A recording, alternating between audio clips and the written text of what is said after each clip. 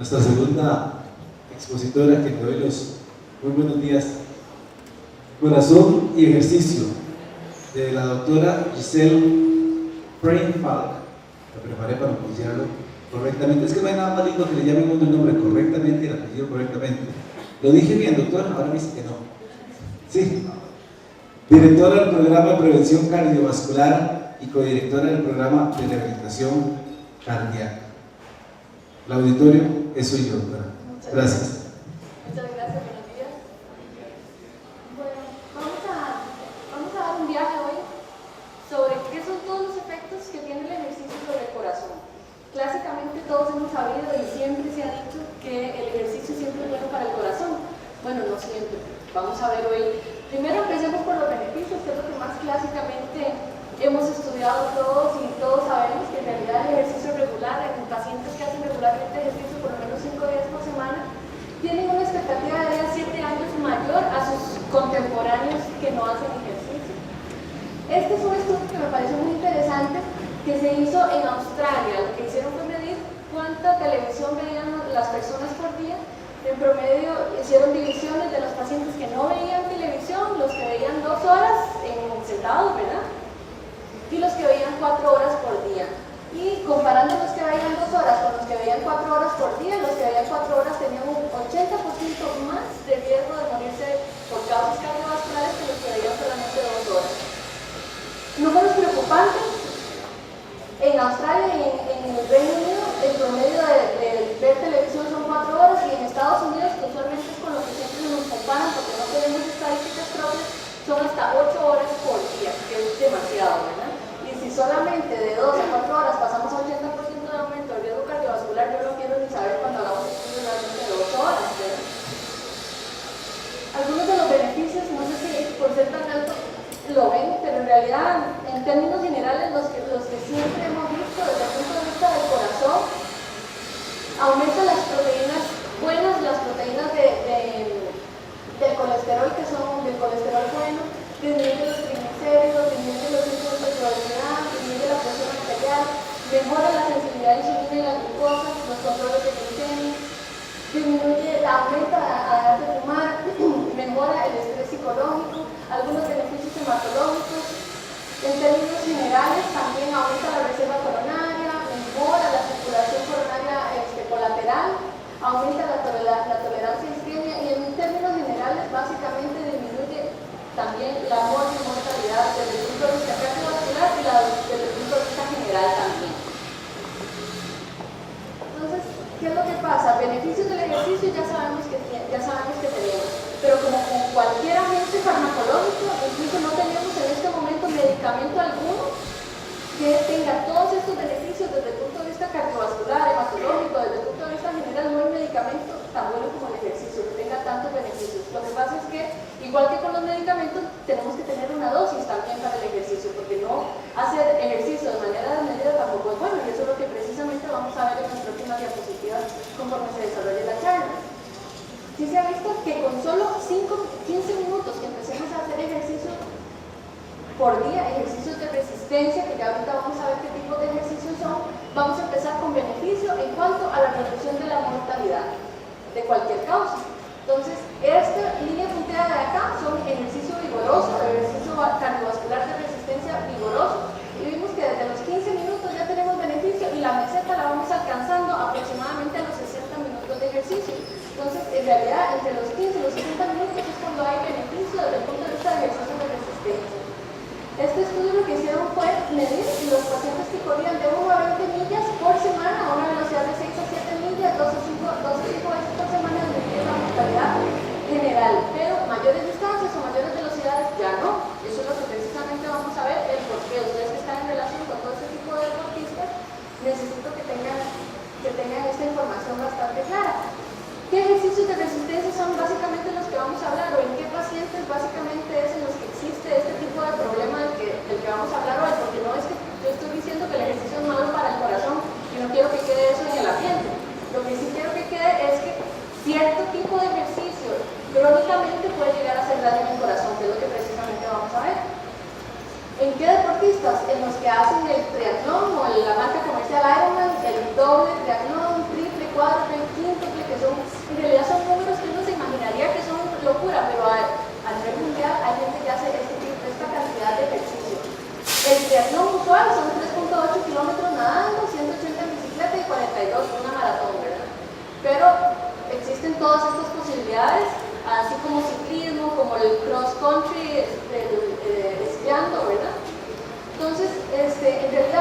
estos atletas lo que hacen es una carga acumulada de trabajo de 200 a 300 METs, que es el equivalente metabólico por hora por semana. Y eso es más de 5 a 10 veces la dosis estándar recomendada para el ejercicio para prevención de muerte cardiovascular. Entonces, en realidad son atletas de muy alto rendimiento en cuanto a ejercicios de resistencia y que hacen mucho más de lo recomendado desde el punto de vista cardiovascular.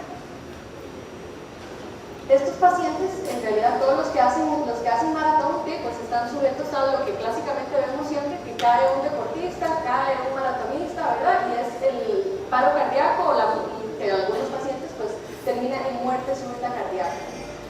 Los números generales en realidad en los últimos años han aumentado porque, por ejemplo, hace 20, 30 años la cantidad de gente que terminaba un maratón por año andaba alrededor de 100.000 personas, de 100.000 participantes. En el 2010, medio millón de atletas terminaron realmente una maratón. Estas son estadísticas de los Estados Unidos. Y de esos hubo una muerte súbita cardíaca por cada 100.000 participantes. En atletas de colegios, una muerte súbita cardíaca por cada 43.770 participantes. En triatlón, una por cada 52.630. Y en corredores de edad media, que en realidad esto de edad media es bastante controversial, en algunos artículos dicen que después de los 30 años, en otros después de los 40, en otros después de los 50. En términos generales, entre 30 y 50 años es lo que se considera edad media. Y bastante frecuente, uno en cada 7.620 participantes. Estos números, a pesar de que cuando se ven así, que son números reales, son muy alarmantes, también son empáticos todos los artículos y todos los estudios en decir de que eso no nos puede limitar el ejercicio, porque en realidad, tomando en cuenta la totalidad de los pacientes, es bastante infrecuente. Bueno, y esto se ha visto que tiene mayor incidencia en personas hombres, a mayor distancia, mayor incidencia de problemas, y también en la localización en cuanto al maratón, en la última milla del maratón, a pesar de que es apenas un 5% de toda la maratón, ocurren el 50% de los paros cardíacos. No todos los paros cardíacos se mueren. Este es un estudio que salió en el New England del año pasado, que dividió la maratón por cuartilos, y aquí vemos que en el último cuartilo es cuando ocurrieron la mayoría de los paros. Los que no sobrevivieron fueron la mayoría, estos aquí en celeste, y los sobrevivientes fueron estos de azul. Pero sí, la mayor incidencia es al final de la competencia. En los menores de 30 años, usualmente cardiopatías congénitas, de cardiopatía hipertrófica, origen anómalo de las arterias coronarias, cardiopatía dilatada, displasia ritmogénica del ventrículo derecho, y en los mayores, usualmente, infarto miocardio. Igual es el estudio que les estaba comentando, que salió el año pasado en el New England, y aquí vemos los que no sobrevivieron, la mayoría de los no sobrevivientes fueron causas genéticas, congénitas, pacientes que nacieron con algún problema. En este caso, los que tuvieron miocardiopatía hipertrófica fueron los que más frecuentemente tuvieron el paro cardíaco y los que más frecuentemente se murieron. Y los que sobrevivieron, que tuvieron el paro, pero que sobrevivieron, fueron isquemia miocárdica. ¿Qué es lo que pasa? El ejercicio siempre se ha visto que clásicamente está produciendo un problema en el corazón que se ha llamado corazón de atleta. A través del tiempo siempre se había visto como una entidad inocua, una entidad que no iba a ser mayor problema en el paciente o en el atleta, y que simplemente con el desacondicionamiento físico o con el cese de tanto ejercicio de resistencia, los cambios iban a revertir a la normalidad, y simplemente eso era lo que se había pensado. Ya desde hace varios años para acá, esta tendencia ha ido cambiando y nos hemos ido dando cuenta de que las cosas no son así tan fáciles. ¿Qué cambios pueden tener los pacientes? ¿Qué adaptaciones cardíacas tenemos? Aumento de los diámetros del ventrículo derecho y del ventrículo izquierdo, aumento del diámetro del atrio izquierdo, de la masa cardíaca, del engrosamiento ventricular. En pacientes que tienen fracción de eyección normal. Fracción de eyección es una de las medidas de función sistólica que se mantienen normales en ese corazón. Entonces siempre se había visto como cambios en realidad aceptables para el ejercicio, que se tomaban en cuenta como dentro de lo normal. ¿Qué fue lo que empezó a pasar? Ya desde hace más o menos como desde 2006, 2000, por ahí estamos dándonos cuenta de que eso ya no es tan normal, ya no lo podemos seguir viendo normal. Atletas de élite, después de 5 años de retirados de su ejercicio, todavía los cambios seguían ahí permanentes. Entonces eso empezó a darnos la idea de que algo no era tan normal en ese sentido. Estos son todos los ejercicios, todos los deportes: ciclismo, remo, nadado, cross country skiing, los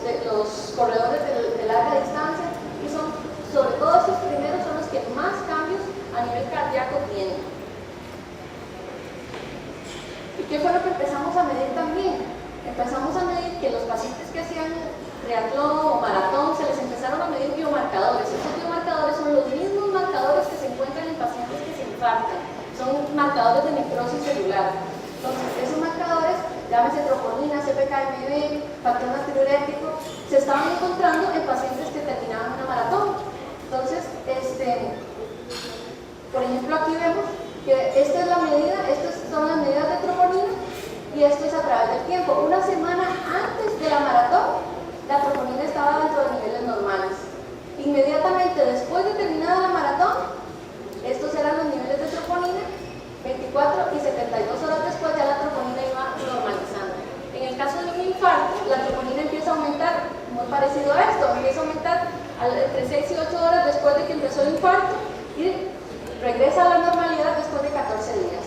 Entonces empezaron a ver que tenía un patrón pues, bastante similar y problemático y empezó a encender todas las banderas rojas de peligro, ¿verdad? De que eso pues, no podía ser tan inocuo tanto ejercicio, ¿verdad? A pesar de que siempre se ha dicho que el ejercicio es bueno para el corazón, pues ya estaba haciendo demasiado, ¿verdad? Y ya estábamos teniendo consecuencias en el corazón. Con remodelado cardíaco. Ese remodelado, ¿qué es lo que pasa? Esa sobrecarga, cada vez el paciente, el participante, que el atleta hacía ejercicio, el gasto cardíaco, que usualmente son 5 litros por minuto, iba a aumentar rápidamente hasta 25 litros por minuto, sometiendo ese corazón a gran carga de volumen en muy poco tiempo. Entonces son 2-3 horas que el paciente hace ejercicio y ese corazón estaba bombeando 25 litros por minuto, que es una carga de volumen bastante grande. ¿Qué es lo que pasaba? Esto agudamente, esa sobrecarga de volumen, lo que iba a producir era la dilatación de las cámaras, sobre todo las cámaras derechas, de atrio derecho y ventrículo derecho, disminuía la fracción de eyección, o sea, la función sistólica del ventrículo derecho, que eso no es normal, nunca puede ser normal ni aceptable, y aumentaba la presión pulmonar. Inmediatamente después de que el paciente terminaba de hacer ejercicio, esos cambios regresaban, pero con el tiempo, o sea, imagínense esto, imagínense ese corazón bombeando 25 litros por minuto todos los días, 3-4 horas por día. Con el tiempo esta regresión ya no iba a ser tan efectiva, ¿verdad? O sea, estos cambios de dilatación de las cámaras cardíacas regresaban. Lo que pasa es que ya con el tiempo, con los años, son maratonistas que hacían 5 maratones en 3 años, ¿verdad? En la mayoría de los estudios, estos cambios ya no regresaban. Entonces, eso iba produciendo, al final de cuentas, fibrosis cardíaca y remodelado permanente, ya eran cambios permanentes.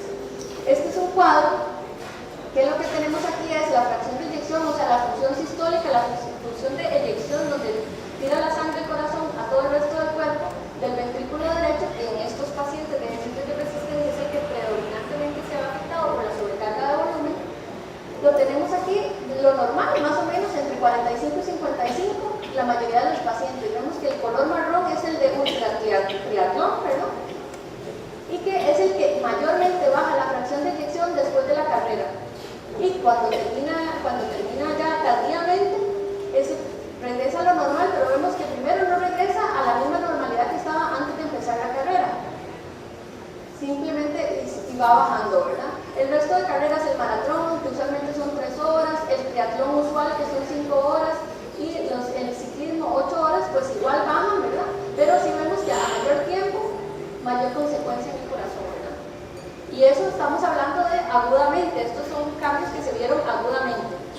Ahora, a través del tiempo, pues los cambios y las consecuencias van a ser mayores. La mayoría de los pacientes son asintomáticos, ellos no se van dando cuenta. Estos estudios lo que hacen es que les hacen ecocardiogramas, que son como ultrasonidos de corazón a los pacientes antes y inmediatamente después de la carrera, y tardíamente se les hace el ecocardiograma y se van midiendo todos los diámetros cardíacos y se va midiendo la función sistólica. Sin embargo, son pacientes que gracias a ese remodelado se va produciendo una fibrosis pulmonar, fibrosis cardíaca, debido a que vamos a estimular, no solo se van a estimular los cambios porque se estimulan, no, sino que se va generando en el corazón y en el cuerpo una cascada inflamatoria importante que va a generar aumento de linfocitos, aumento de macrófagos, de mastocitos, y consecuentemente proliferación de fibroblastos con secreción de colágeno. Esto hace que se deposite en el miocardio produciendo cicatrices muy semejantes a las que se producen en un infarto de miocardio. Problema, ¿verdad? Entonces, ¿qué es lo que pasa? En esas cicatrices lo que van a favorecer son mecanismos de reentrada. No solo esas cicatrices van a hacer que disminuya la función sistólica, sino que otro problema que haya o que vamos a tener es que esos pacientes van a tener una predisposición más importante a arritmias. Y por eso es que tenemos la muerte súbita. Entonces, esa predisposición a arritmias la generan esas cicatrices, esos depósitos de colágeno y fibrosis que se están produciendo en el corazón. El mecanismo más usual y más frecuente es el mecanismo de reentrada y va produciendo esas arritmias. Los pacientes que hacen maratón o que hacen ejercicios de resistencia tienen 5 veces más prevalencia de fibrilación auricular que los pacientes que no lo hacen, y la mayoría, la predisposición para tener fibrilación auricular es que tenga un crecimiento del atrio izquierdo y del atrio derecho, y hasta el 20% de los atletas lo tienen cuando hacemos la medición por ecocardiograma. Algunas arritmias que se consideran aceptables y normales en pacientes que hacen este tipo de ejercicios: bradicardia sinusal, bloqueo AB de primer grado, bloqueo AB de segundo grado tipo MOVEX 1, son respuestas aceptables al ejercicio.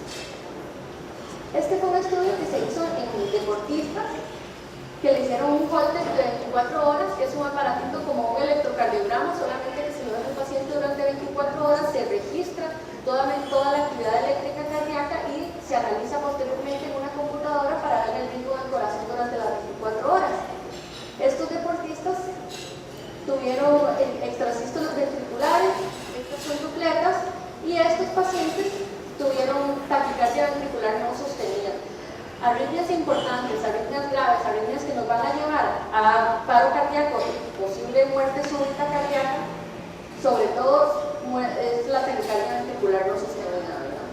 Entonces, esto es en el pico de entrenamiento, el gris, pacientes que tuvieron taquicardia ventricular no sostenida, y cuando se dejaron de entrenar, disminuyó la posibilidad. Esto que está acá es en un paciente que era un basquetbolista de alto rendimiento. Este es el ritmo normal, y aquí tuvo una taquicardia ventricular no sostenida, y lo peor de todo es que era asintomática. Digo que lo peor de todo es porque si tuviéramos síntomas es más fácil de tratar, pero ¿qué es lo que nos está diciendo esto? Es una arritmia grave que lo puede matar, y además de todo él ni siquiera está sintiendo nada, o sea que ni siquiera busca ayuda. Si no es porque se hizo un screening general en esos pacientes, ni siquiera nunca se hubiera diagnosticado. Entonces, ahí es donde va el problema, y es el dilema que tenemos, que vamos a ver ahora más adelante, porque ¿cómo logramos encontrar a esos pacientes, verdad? Resumen de todo esto fue este estudio que se publicó en Circulation en el 2011. Ellos lo que hicieron fue coger ratas, los dividieron en 2 grupos, todas eran machos. Unas las pusieron a hacer ejercicio, les amarraban a la espalda un aparatito que les daba choques eléctricos. Ellos ponen ahí que en realidad no eran choques eléctricos que le hicieran daño, solamente que las estimularan a correr. Y otro grupo de ratas sedentarias. Entonces ellos empezaron un entrenamiento, un protocolo que ya estaba validado previamente en otro grupo de ratas, y las impusieron a correr 60 minutos. El protocolo era de 16 semanas. 2 de esas semanas, las 2 primeras, eran de entrenamiento inicial, y las siguientes 14 ya eran de ejercicio de resistencia equivalente a 10 años de ejercicio diario en humanos, y trabajando una actividad física equivalente al 90% de la frecuencia cardíaca máxima predicha para humanos. O sea que estaban trabajando realmente a alto rendimiento esas ratas, y las 16 semanas corresponden a 10 años humanos, ¿verdad? Entonces, en esas ratas vieron las consecuencias: hipertrofia ventricular izquierda, hipertrofia ventricular derecha, disfunción diastólica, dilatación de atrio izquierdo y de atrio derecho, aumento de depósito de colágeno y fibrosis en atrios y ventrículos. Esto, no sé si la resolución la ven bien, pero básicamente aquí arriba todos son biopsias de miocardio de ratas sedentarias a las 4 semanas, a las 8 semanas y a las 16 semanas. Ustedes ven aquí, por lo menos en términos generales, ven que la mayoría de aquí arriba está rojito, y aquí abajo se van viendo espacios que, bueno, aquí se ven celestes, pero no sé si ustedes lo ven, por lo menos ven espacios blancos, y esos son los depósitos de colágeno. Eso mismo, en realidad las ratas son bastante equiparables a lo que sucede en humanos, y eso es lo mismo que les está pasando a nuestros deportistas. Entonces, en lugar lugar de estar así, que es lo normal, están llenándose de colágeno, de fibras, de cicatriz, que no es lo normal. ¿Qué es lo que pasa? Como habíamos hablado antes, ahí mismo es donde se generan las taquicardias, y en este grupo, el 42% de las ratas que hicieron ejercicio generaron taquicardia ventricular, que es arritmia peligrosa que nos puede llevar a paro cardíaco o muerte cardíaca, y en las sedentarias apenas un 6%.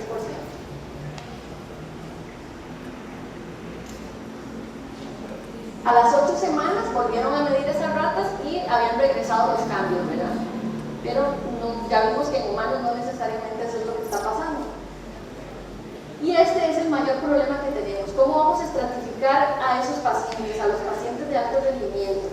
Usualmente, lo que siempre se había utilizado para deportistas usuales o para la población en general, sobre todo, es la prueba de esfuerzo. Lo que pasa es que en pacientes de ejercicio de alto rendimiento, de resistencia, no tiene ningún sentido hacer una prueba de esfuerzo, no vamos a encontrar nada. Entonces, ahí es donde nos viene el gran problema. ¿Qué les hacemos a esos pacientes? Desde el punto de vista de salud pública, no podemos hacerles nada, porque sale demasiado caro empezar a hacerle exámenes de troponina a todos los pacientes después de que hacen una maratón, o después de que hacen un triatlón, o un ecocardiograma, o una resonancia magnética a todos esos pacientes. En realidad es muy difícil, es imposible. Desde el punto de vista de salud pública no lo podemos hacer. Lo otro importante es que los pacientes, se ha visto que los pacientes maratonistas mayores de 50 años tienen mayor aterosclerosis que sus contemporáneos que no hacen ejercicio. Uno pensaría que por ser maratonista todo está bien, más bien hace deporte, pero no, en realidad se ha visto por este estudio, que es un TAC que mide la cantidad de calcio depositado en el corazón, en las coronarias, en las arterias del corazón, y en realidad se ha visto que tiene mucho mayor calcio. El calcio se deposita en las placas ateroscleróticas, tiene mayor calcio que sus contemporáneos que no hacen ejercicio. Y además, el otro problema que tienen estos pacientes maratonistas mayores de 50 años es que tienen la misma cantidad de eventos cardiovasculares que los pacientes enfermos ya del corazón. O sea, que ya un paciente que le dio un infarto tiene más o menos el mismo riesgo que un maratonista mayor de 50 años. Y estos son mayores de 50 años que hacen al menos 5 maratones en 3 años.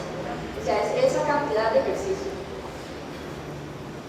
Hay un estudio italiano que ellos se pusieron a hacerle un electrocardiograma a toda la población de atletas y vieron que gastaban más o menos entre 300 a 2 billones de dólares al año.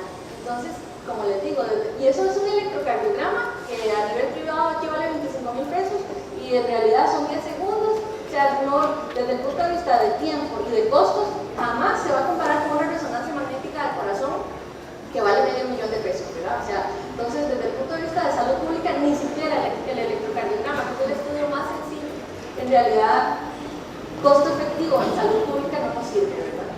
Entonces, por eso les digo que es un problema, hay que ir viendo las banderas rojas en ese tipo de pacientes. Entonces, al final de cuentas, los consensos de la Asociación Americana del Corazón, la Asociación de Deporte, de Medicina Deportiva, ¿qué es lo que ellos recomiendan? Entonces, 150 minutos semanales de ejercicio aeróbico de resistencia moderada o 75 minutos de ejercicio de resistencia vigorosa, pero todos estos son semanales, ¿verdad? En otros grupos de pacientes, por ejemplo, pacientes que tienen factores de riesgo para enfermedad cardiovascular, 30 a 60 minutos por día, o pacientes que quieren prevenir el aumento de peso, 45 a 60 minutos por día, o los obesos, que en realidad estamos previniendo que vuelvan a aumentar de peso, 60 a 90 minutos por día de ejercicio de resistencia. Esas son las recomendaciones generales. Si tienen alguna duda, con mucho gusto.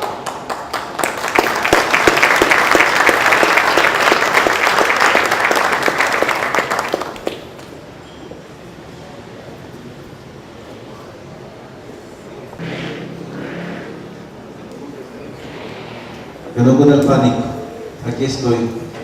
Y vamos de la misma manera, doctores, si me acompañan aquí, por si alguno tiene, ya tenemos la primera consulta. ¿Nos acompaña aquí el centro, doctora? ¿Puede responder? Muy bien la exposición, en realidad no es una consulta, ¿no? Me llamó la atención el proceso de cicatrización que realizan estas personas que practican este tipo de entrenamiento, ¿no? De alta complejidad e intensidad. Yo soy un perseguidor de ese proceso de cicatrización, que trabajo con heridas crónicas. Y en lo experimental y en lo práctico, hemos ideado un plan nutricional que facilita el proceso de cicatrización a través de la generación de músculo y de piel, ¿no? Y se da tal cual se da en estos pacientes. Y eso es a través de la alimentación. Entonces, yo estoy pensando que podría también a través de un plan de alimentación prevenirse este tipo de cicatrización que se genera a consecuencia de un estímulo generado por el ejercicio. En realidad es muy válido el comentario, pero no en los estudios que hay por el momento no se han contemplado,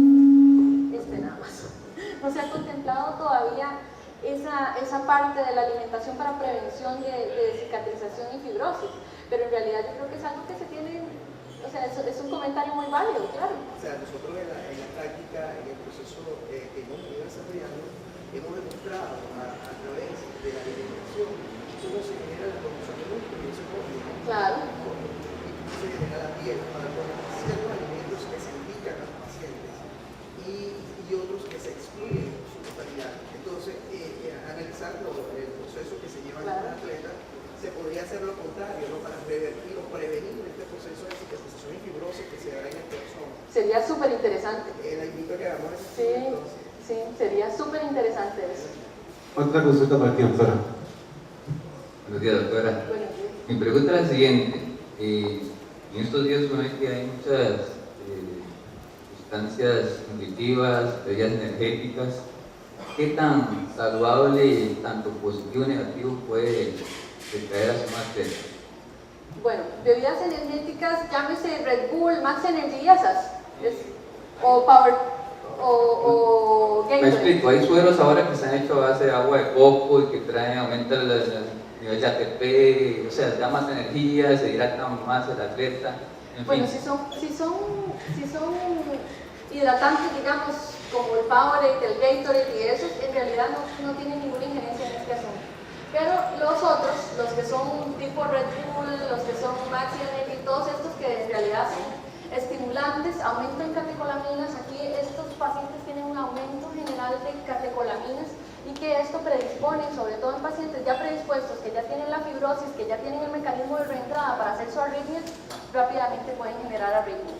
Incluso en pacientes normales, digamos, que no hacen ejercicio, en pacientes jóvenes que no tienen, digamos,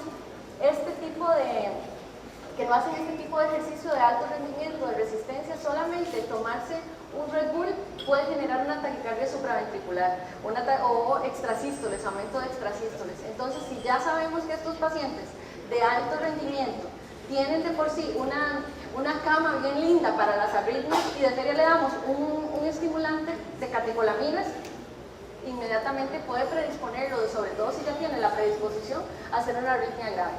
Entonces, en realidad no es recomendable para nada. Igual el café, o sea, no es solo esas bebidas energéticas ya conocidas, sino también el café, los chocolates pueden tener ese efecto también. Excelente. ¿Otra consulta? Voy por allá.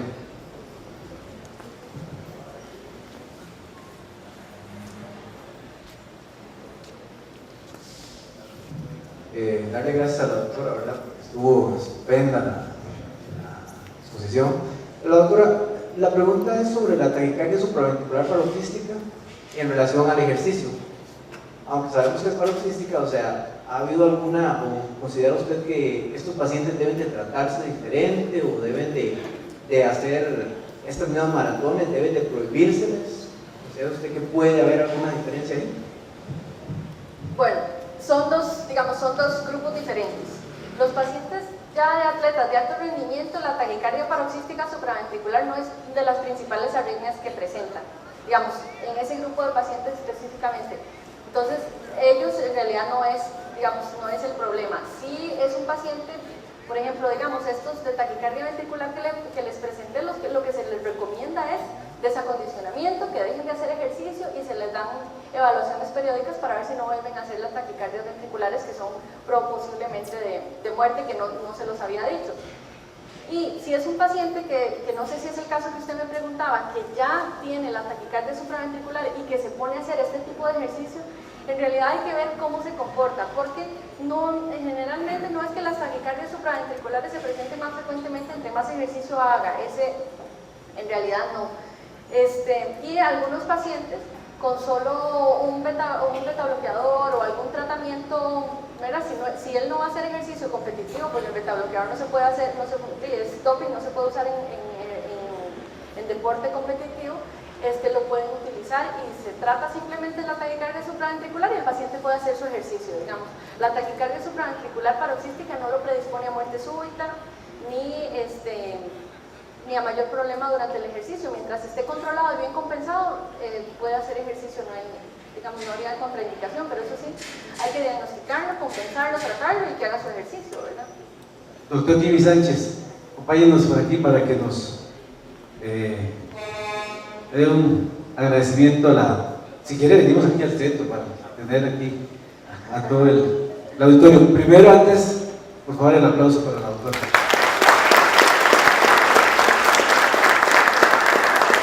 Adelante.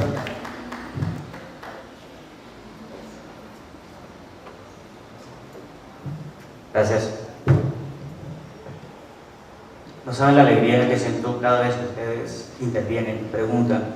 Estas son unas jornadas, no es un congreso ultracientífico. Aquí estamos gente que viene a compartir y a sacar dudas.